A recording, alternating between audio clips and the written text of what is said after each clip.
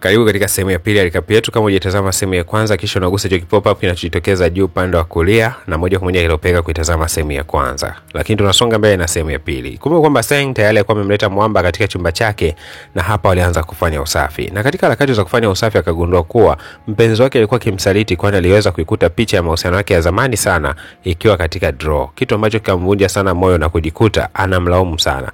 Lakini Mwamba akamueleza kwa kumwambia kwamba ulichokosea katika maisha yako ni kuweka tumaini la maisha kwa mtu, kitu ambacho ulifanya makosa makubwa, lakini pia kumtegemea kwa kila kitu katika maisha yako. Kosa la kwanza ni kumtegemea katika kila ambacho unakifanya, ikiwemo malazi, kula na hata kuvaa, kitu ambacho hakikuwa sahihi. Ulitakiwa kujitegemea katika baadhi ya vitu, huenda ungeepukana na hali ya kumtegemea daima. Siku zote ungekuwa uko huru, lakini haukuwa huru, ndio maana alikuwa na uhuru wa kufanya jambo lolote lile. Ushauri huu ukawa umemuingia sana bidada. Nyakati za jioni Mwamba akamtumia message akimwambia kuwa siku ya leo sitoweza kurejea huko kuja katika nchi ya Korea. Zaidi ni kwamba nitavuta siku zaidi. Nimeahirisha ile safari.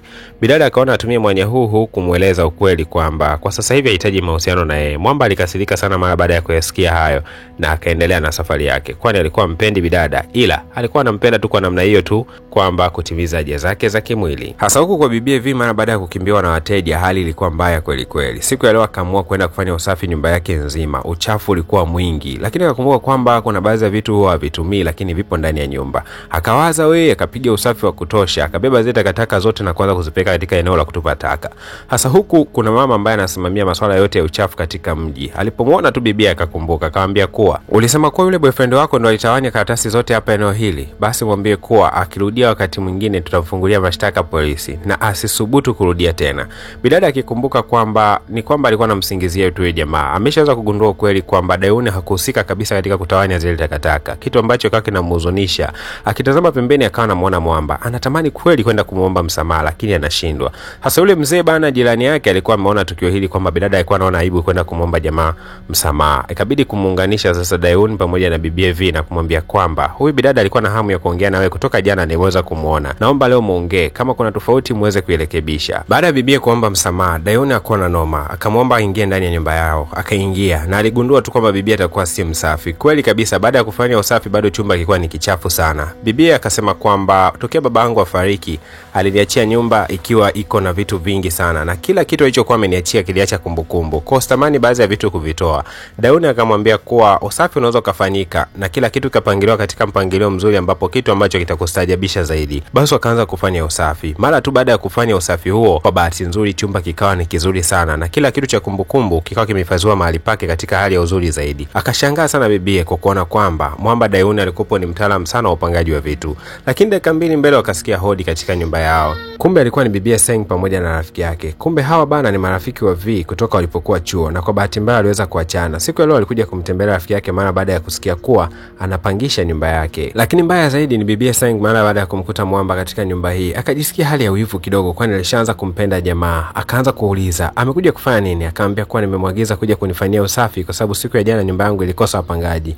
Akamwambia safi sana, basi kwa heri. Jamaa kama aondoka, akawapisha hapo, lakini akamwambia kuwa nitarudi baadaye kumalizia usafi, wapokee kwanza wageni. Wakiwa wameketi wakakubaliana kwa kusema kwamba tuliliona tangazo la kupangisha nyumba, tumeridhia, nyumba ni nzuri sana, kwa tutapanga katika nyumba hii. Alifurahi sana Bibi V na kuamini kwamba hawa alikuwa ni msaada wake wa karibu. Kimya ukatawala baina yao, ni kama vile kuna kitu ambacho kinaendelea nyuma ya pazia. Sasa ukweli uko hivi, ni kwamba miaka mingi iliyopita, kama miaka 5 hivi, Bibi V alikuwa ni rafiki wa karibu sana na hawa watatu akiwemo Seng pamoja na rafiki yao mwingine.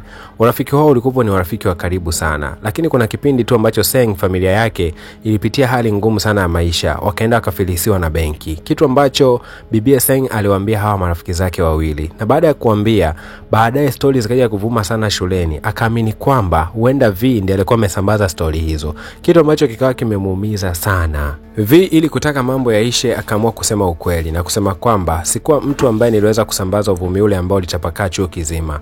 Wakati huo rafiki yao mmoja akaanza kulia na kusema kwamba mnisamee sana rafiki zangu, kwa sababu mimi ndio nilikuwa imesambaza umbea ule. Ni kwa sababu kila mtu alikuwa anazungumzia kwamba inakuwaje Seng sasa hivi hali yake mbona imebadilika. Nikajikuta tu nimelopoka kusema kwamba nyumba yao imeweza kutaifishwa na benki na wamefilisika.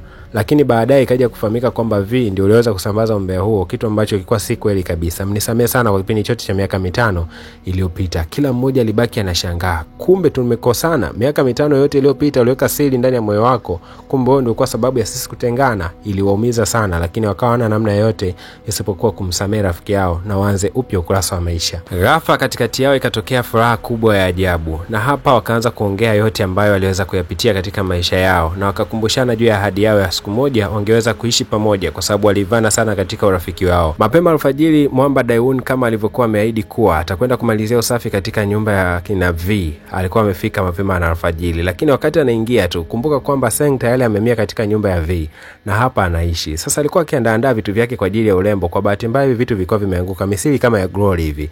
Yeye mwenyewe akavikanyaga kwa bahati mbaya na kujikuta ameanguka chini. Daeun alipoweza kumkuta Seng yuko ardhini, haraka sana ikabidi kuanza kumchukua mpeleka hospitalini, lakini bado Seng akawa anasema kwamba naomba nikapige kwanza makeup kabla ya kwenda hospitalini, kitu ambacho Mwamba Daeun hakutaka kabisa kukisikiliza. Akambeba na kumpeleka hospitalini. Sasa akiwa amekava kidogo hali yake imerudi, akaanza kumpigia rafiki yake. Rafiki yake anamwambia kuwa kesho nitakuwa nikiolewa, hakikisha unakuja na boyfriend wako. Sasa bidada akikumbuka kwamba hana boyfriend kwa sababu siku 2-3 hizo ndoka kuachana naye, akawa anawaza atambeba nani awe kama boyfriend wake katika sherehe hiyo ya rafiki yake ambayo wakati mwingi wamekuwa kitambishiana. Moja kwa moja akamfuata Daeun na kumshirikisha juu ya wazo hilo. Akamuomba sana, lakini Daeun akakataa. Akamwambia kwamba nitakulipa pesa nyingi sana. Daeun mbele ya pesa bana hanaga la kukataa, ikabidi kukubali. Akamwambia lakini kwa nini unayafanya hayo yote? Bibi akasema kwamba nilipokuwa nasoma shuleni niliamini kwamba mimi ni mwanamke pekee ambaye nilikuwa napendwa na kila mwanafunzi. Mpaka huyu rafiki yangu alipohamia katika shule hiyo na hapa akachukua kabisa nafasi yangu. Alinitesa sana kisaikolojia.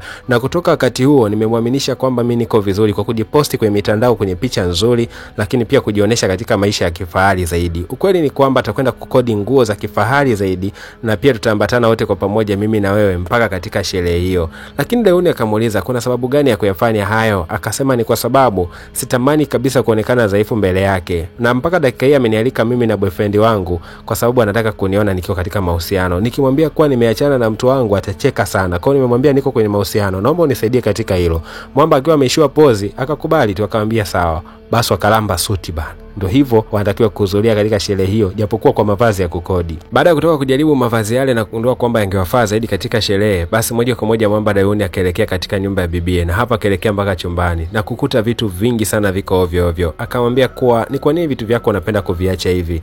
Bidada akasema siwezi nikavitupa vitu hivyo kwa sababu kila kimoja kina kumbukizi. Akamwambia sio mbaya. Mfano kama hizi picha unaweza kuzipiga hizo picha zote kwa pamoja ukazihifadhi katika laptop yako, lakini vitu hivi vingine ukavipangilia kwa mpangilio mzuri. Kwani kufanya usafi na kusababisha chumba kiwe kizuri sio kutupa vitu, bali ni kuvipanga vitu katika upangilio mzuri. Kitu ambacho kikamfurahisha sana bidada. Akahifadhiwa kila kitu chake, lakini pia akamshauri kwa kumwambia kwamba ni vyema ungewashauri kina dada wengine pia ubizi wa kazi usiwafanye kuto kujali mazingira yao wanayoishi. Ni vyema mtoto wa kike ukawa ni msafi. Bidada moja kwa moja kaingia katika mtandao wake kijamii na hapa akashare wazo kuwa hata majukumu yetu yawe mengi kiasi gani, lakini tusisahau kufanya mipangilio mizuri ya vyumba vyetu, kwani ndio unazifu na ustaarabu unakoanzia. Wazo zuri kabisa hili. Kule ofisini balaa ni zito sana. Yule mkurugenzi msaidizi katika ile kampuni anayofanyia bibie V alilichukua lile wazo la V na kubadilisha jina kabisa. Akaonekana kwamba yeye ndio alikuwa amelitoa lile wazo, na katika bodi ya wakurugenzi basi akaanza kuiwasilisha lile wazo na kusema kwamba ametumia muda mwingi sana kuandaa wazo lile. Kila mmoja aliyelisikia lile wazo alibaki anastaajabu, kwani ilikuwa ni wazo zuri sana. Lakini bibie V alikuwa anastajabu sana kuona kwamba kumbe mkurugenzi msaidizi alikuwa amempa wazo aliandae, alafu kumbe alikuwa na mpango wa kulitumia mwenyewe binafsi. Baadaye akamuita ofisini na kumwambia kuwa atampatia chochote kitu, anatakiwa kufunga mdomo na asizungumze kitu chochote kile. Kwa kuwa yeye hana maana yoyote katika ofisi, basi hakuwa na namna yoyote, kabidi kukaa kimya. Upande wa pili tunaonyeshwa Mwamba Daeun akiwa ameambatana na bibie Seng, na hapa moja kwa moja sasa ndo wanaelekea katika ile sherehe. Walikuwa wamenoga kweli kweli, walikuwa wamevaa mavazi ya gharama. Watu wengine wote walikuwa wanashangaa pia, japo japokuwa mavazi yao hayakuwa ya gharama sana, japokuwa yalikuwa ni ya kawaida, lakini yalikuwa ni hazi nzuri. Wakati tu wanatembea ghafla kuna mwamba mmoja alikuwa amebeba waini nyekundu, ikawa inamwangukia bidada. Mwamba haraka sana akamzuia, lakini kwa bahati mbaya ikawa imeangukia katika eneo la koti, kitu ambacho Daewoo akajitahidi kuifuta ile nguo, lakini kwa bahati mbaya haikuweza kutakata. Bibi Seng hichi kitu kikawa kinamuumiza sana, akajikuta tu anatirika na machozi, kwani ameweza kudhalilika katika sherehe ya huyo rafiki yake, na kitu ambacho hakukitaka kabisa kitokee katika maisha yake. Kilio cha Bibi Seng si kwamba nguo yake imemwagikiwa na wine, shida ni kwamba anapoenda kurejesha ile nguo haitakiwi kabisa kuwa na madoa. Sasa haya madoa yatamkosti, kwani nguo hii atatakiwa kuilipia yote. Sasa hiyo pesa hana, anawaza itakuwaje. Akiwa anaendelea kuwaza, wakati anaendelea kutoka nje akakutana na yule mtu aliyekuwa amemwagia wine. Sasa huyu jamaa akajitambulisha na kusema kwamba anatokea katika kampuni moja kubwa sana inayouza vitu vya zamani, kitu ambacho bibie kikamshtusha sana moyo wake. Akamwambia kuwa na kabisa haya mawasiliano, endapo utahitaji kufidiwa gharama yote ya nguo ambayo imeweza kuharibiwa, basi unaweza ukanipigia. Basi bidada akaona tobo si ndio hili bana, mwamba mtaji ili kumbe alikuwa mjui tu. Akaanza kumpigia na kuwasiliana naye akimwambia kwamba anahitaji malipo ya nguo ambayo imeweza kuharibiwa. Mwamba alikuwa na noma yote, akamwambia kwamba nitakuhitaji wakati fulani utakuja ofisini ili niweze kupatia malipo hayo uweze kukamilisha kununua nguo nyingine. Basi bidada alifurahi kweli kweli. Upande wa pili, yule mkurugenzi msaidizi baada ya kufurahishwa sana na idea za Bibi V, basi akaamua kumwajiri katika shule yake kwa kumwambia kwamba atahusika katika kuwasajili watoto katika shule yake ambayo ameanzisha siku za hivi karibuni. Akamwambia kama ukiwasajili vizuri na hakuna tatizo yote litakayotokeza katika jambo hilo, basi nitakuajiri katika kampuni na utakupa mfanyakazi wa kudumu. Bidada alifurahi kweli kweli, na hapa kavaa moja kwa moja kuelekea katika eneo hilo la kusajili wanafunzi. Kazi ilikuwa ni ngumu, kwani kutoka asubuhi mpaka jioni alikuwa anakesha katika maeneo hayo kuhakikisha kwamba anawasajili wanafunzi katika shule mpya iliyofunguliwa na huyu mkurugenzi msaidizi. Hasa bana Bibi V akiwa amerudi nyumbani, arudi na kadi kidogo sana kinachomuongoza yeye kwenda kusajili wanafunzi. Bahati mbaya akakiweka jirani na feni. Sasa upepo kapuliza kikaingia chini ya sofa. Baadaye Daewoo anaonekana akiwa anaingia ndani kwa ajili ya kutekeleza majukumu yake ya usafi, lakini kwa bahati iliyo mbaya, wakati anafanya mambo haya, bibie alionekana akimpiga picha. Hatujajua huyu bibie ana siri gani nyuma ya pazia. Tukutane katika episode ya 3 ambayo itakuwa na majibu yote. Lakini